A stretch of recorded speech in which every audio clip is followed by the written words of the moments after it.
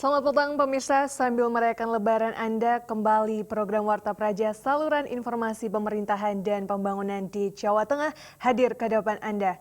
Kami akan menghadirkan beragam informasi kegiatan pemerintahan, pembangunan dan persoalan dari berbagai kabupaten kota di Jawa Tengah. Bersama saya Gita Diandra, berikut Warta Praja selengkapnya.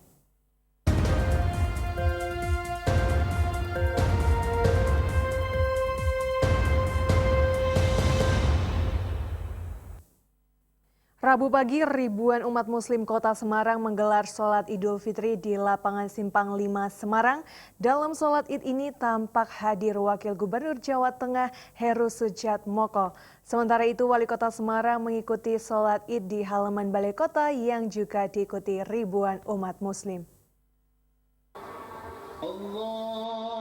Ribuan masyarakat Kota Semarang Rabu pagi menggelar sholat Idul Fitri di lapangan Pancasila, Simpang 5, Semarang. Di antaranya, ribuan jemaah sholat nampak hadir Wakil Gubernur Jawa Tengah Heru Sudjatmoko. Sholat Idul Fitri di lapangan Simpang 5 diimami oleh Kiai Haji Ulil Absror dan Khotib Ahmad Rafiq. Dalam khotbahnya, Khotib mengingatkan setiap warga agar dapat menyiapkan masa depan yang lebih baik. Hal ini juga berkaitan dengan pemilihan kepala daerah Pilkada tahun 2017 yang akan digelar di sejumlah tempat di Jawa Tengah.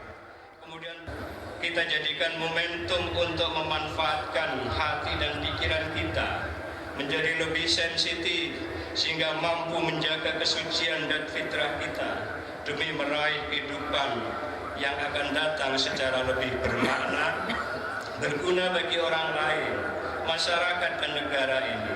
Pertama-tama tentu menjadi tanggung jawab pemerintah.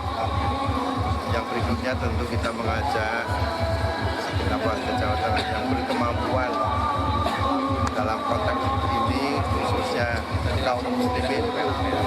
Mudah-mudahan ikut terpanggil lah semua, saya yakin ini kesempatan yang sangat baik untuk berzakat, untuk bersedekah, membantu yang lemah, yang sekaligus itu ibadah bagi kita.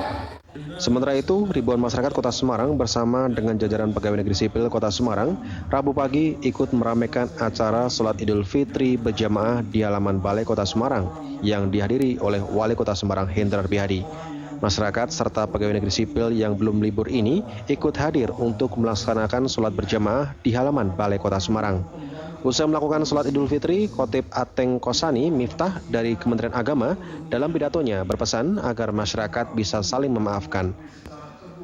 Sementara itu, menanggapi isu teror bom yang mengguncang Mapolresta Surakarta, Wali Kota Semarang berharap masyarakat tidak panik karena pengamanan di Kota Semarang sudah ditingkatkan. Jadi tidak perlu risau, tidak perlu panik terhadap isu-isu yang berkembang saat ini. Yang penting tetap tenang, tetap menjalankan ibadah sesuai dengan harapan keluarga masing-masing. Insya Allah di hari kemenangan ini kita bisa kembali menjadi manusia yang suci, yang bisa bersama-sama membangun bangsa ini maupun kota Semarang yang selalu kita cintai dan kita banggakan. Rajib Saiful, Hiridiana, Semarang TV. Sebanyak 428 narapidana Lembaga Permasyarakatan Kelas 1A Kedung Pane Kota Semarang mendapat remisi khusus Lebaran tahun 2016. Dari jumlah tersebut, 8 napi diantaranya bebas. Sesuai keputusan Menteri Hukum dan Hak Asasi Manusia Pasal 34 PP Nomor 99 Tahun 2012, sebanyak 428 warga binaan lapas kelas 1A Kedung Pane Kota Semarang mendapat remisi khusus bertepatan dengan Hari Raya Idul Fitri. Hal tersebut disampaikan langsung oleh Kakanwil Kemenkumham Jawa Tengah Bambang Sumardiono usai melakukan sholat Idul Fitri bersama di Masjid Lapas Kedung Pane. Dari 428 warga binaan, 8 diantaranya dinyatakan bebas. Mereka yang mendapatkan remisi adalah narapidana yang terjerat kasus kekerasan, perjudian, dan pencurian. Sedangkan untuk kasus korupsi, narkoba, dan terorisme tidak termasuk dalam remisi khusus. Bertepatan dengan perayaan Lebaran ini, di Jawa Tengah tercatat ada 11.029 orang napi. Sedangkan yang mendapat remisi sebanyak 3.880 narapidana. Dan yang mendapat remisi khusus 2 atau bebas sebanyak 68 narapidana. Hedi Nugroho, Semarang TV.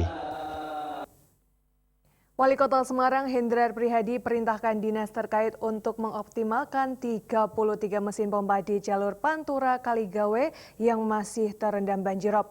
Pasalnya air pasang laut diprediksi akan merendam kawasan Kaligawe, Genuk hingga beberapa hari ke depan. Selasa malam, Wali Kota Semarang meninjau airop yang masih mengenangi jalur Pantura Kaligawe Semarang setinggi 20 cm.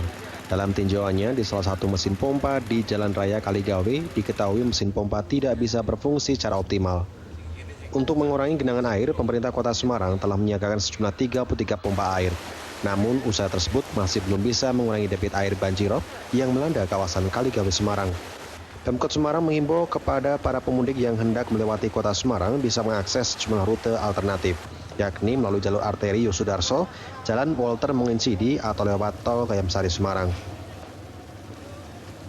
Pompanya sudah kita siapkan 24 sama 9, jadi 33 pompa khusus di ruas jalur ini, tapi sekali lagi kondisinya masih tetap seperti ini. Sehingga kami mohon maaf kepada para pemudik, dan saat ini rute sudah kita alihkan lewat Jalan Walter Monginsidi sampai tembus ke Sayung bisa, atau lewat arteri sampai tembus ke Kalibanteng Manyaran bisa, atau juga bisa jalur yang Gayamsari, tol ke arah Gayamsari.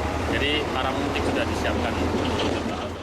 Tingginya air pasang laut yang belum bisa tertangani ini memungkinkan jalur Pantura Kaligawe Semarang tidak akan bisa dilewati kendaraan roda 2. Pemudik disarankan untuk melewati jalur alternatif yang sudah disiapkan. Hiridiana, Semarang TV. Juru parkir dilarang naikkan tarif saat Lebaran. Beritanya usai jeda berikut, tetaplah bersama kami.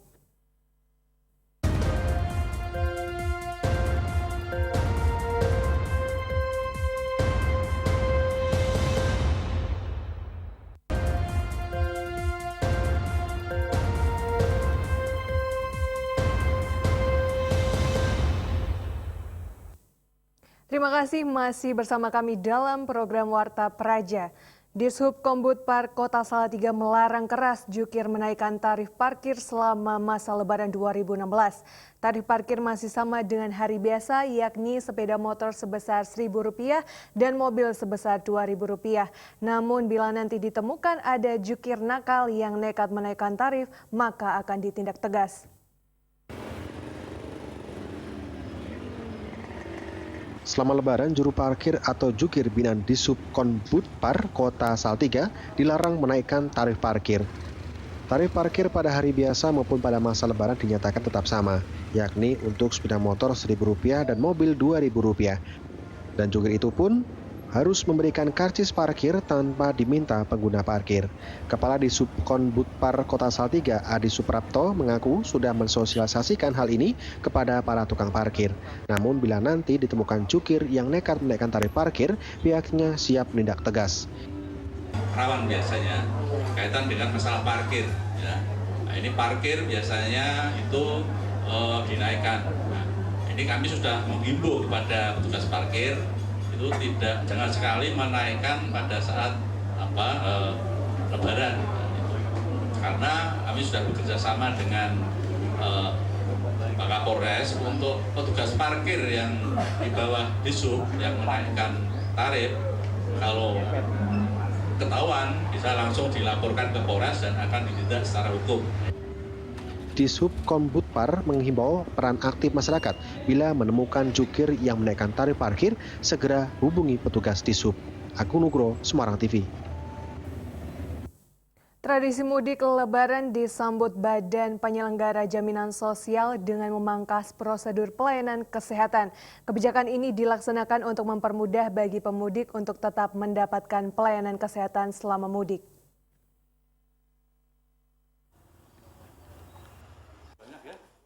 Badan Penyelenggara Jaminan Sosial BPJS Kesehatan menerapkan kebijakan khusus terkait prosedur pelayanan selama H-7 hingga H+7 Lebaran.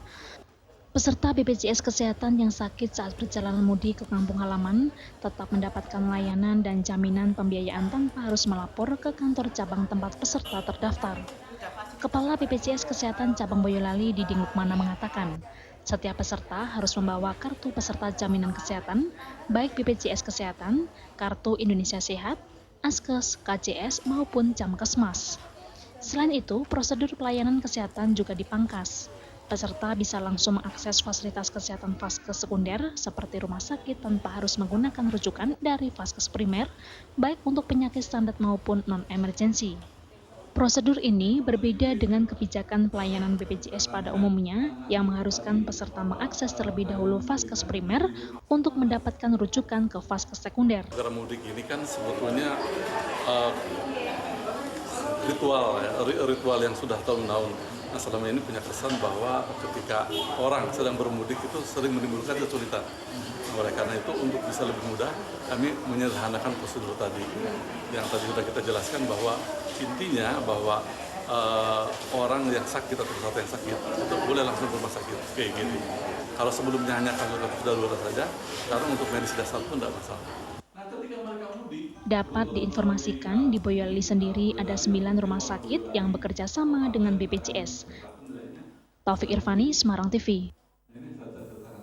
Pasca Lebaran, pemerintah Kabupaten Batang akan menugaskan khusus pejabat terlantik khususnya Kepala Satuan Penegak Peraturan Daerah. Ini merupakan tantangan dari Bupati setempat untuk menertibkan 2 lokalisasi terbesar di jalur Pantura Alas Roban. Kawasan lokalisasi yang sudah ada sejak puluhan tahun yakni di 2 tempat pangkalan truk Pertamina dan Penudan Kecamatan Banyu Putih tidak lama lagi akan segera hilang dari kawasan jalur Pantura Alas Roban. Hal tersebut disampaikan Bupati Batang Yoyo Rio Sudibyo saat melakukan pelantikan sejumlah pejabat baru. Bupati Batang tersebut akan memberikan tugas kepada pejabat baru, Kepala Satuan Polisi Pamung Praja. Yoyo mengatakan 2 lokalisasi yang menghasilkan pendapatan asli daerah hingga ratusan juta tersebut segera ditertibkan pasca Lebaran tahun ini. Langkah ini diambil untuk menegakkan peraturan daerah dan menjaga ketertiban di Pantura Alas Roban. Itu mau menertibkan yang lokalisasi. Yang jelas untuk Banyu Putih sama sana. Utamanya itu. Berarti itu kenapa Pak? Preman dilawan preman. Yang menjadi alasan untuk ditertibkan apa itu Pak? Itu kan bukannya PAD juga. Enggak peduli saya. Pokoknya mau tak tutup Banyu Putih sama Penudan. Kapan rencananya Pak? Habis Lebaran. Habis Lebaran ini. Pokoknya targetnya sebelum saya selesai harus bersih. Ucianto Purnomo, Semarang TV. Jangan beranjak dari tempat duduk Anda karena kami masih menyimpan berita menarik lainnya. Tetaplah di Warta Praja, saluran informasi pemerintahan dan pembangunan di Jawa Tengah.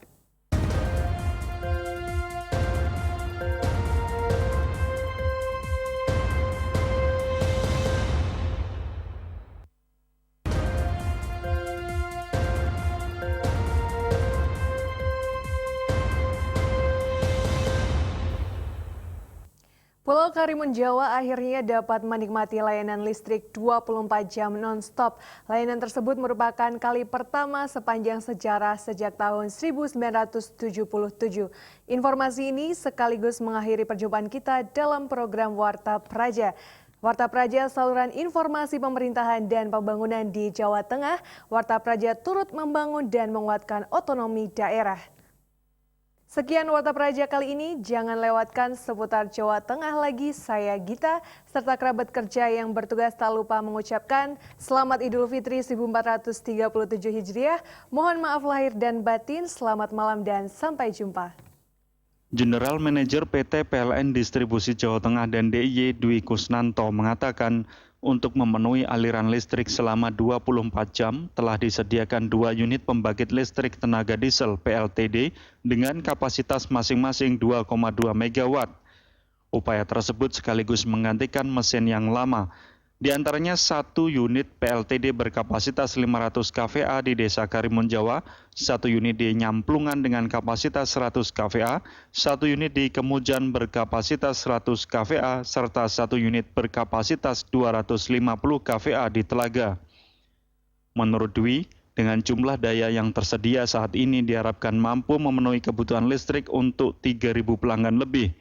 Meski begitu, saat ini baru 2.800 pelanggan, sehingga daya yang terpakai baru 86%. Ini yang 400 kan bukan malam, kan bukan siang, ini lebih rendah lagi. Jadi yang berat dari segi operasional. Tapi oke dah, ini kan merasa ini masih masa transisi ya. Jadi saya optimis lah ada potensi Karimun bisa memenuhi beban yang kita harapkan. 25% itu berapa kakak Pak? Saat ini pelanggannya baru 1.860 pelanggan ya. Pelanggan dengan total daya hanya 400 kW aja. Ditambahkannya, untuk aliran listrik itu dipusatkan di Dukuh Legon, Bajak dengan panjang instalasi jaringan yakni mencapai 45,6 km. Rajib Saiful, Semarang TV.